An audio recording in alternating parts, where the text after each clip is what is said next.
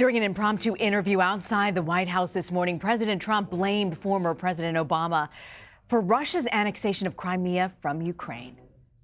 President Obama lost Crimea. So it's his fault. Is it part of Russia? That's his fault. It's his fault. Yeah, it's his fault. Is it part of Russia? Just so you understand, because Putin didn't respect President Obama. President Obama lost Crimea because President Putin didn't respect President Obama, didn't respect our country, and didn't respect Ukraine.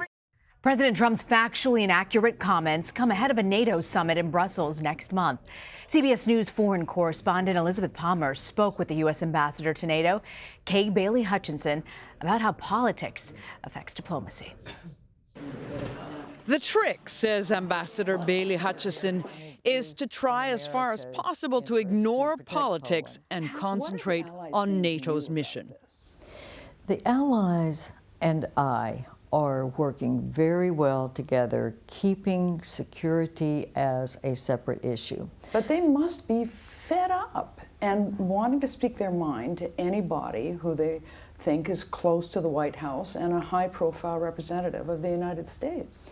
They're very careful. They've had bilateral disputes among different countries in the alliance, so they're used to conflicts on the outside, but it hasn't affected our ability to keep our focus on that security umbrella because we're doing big things and important things right now. They disagree. I'm not saying they don't, and they vent sometimes. I'm not saying they don't.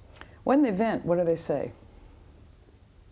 Well, of course they disagree with some of our policies. JCPOA was certainly one. JCPOA is the technical term for the Iran nuclear deal, which President Trump pulled America out of last month, to the consternation and private anger of allies like Germany and the UK. The United States will withdraw from the Iran nuclear deal. So the European allies you get disagreed. An earful about that, do you? I do. From the allies who... Of course I do.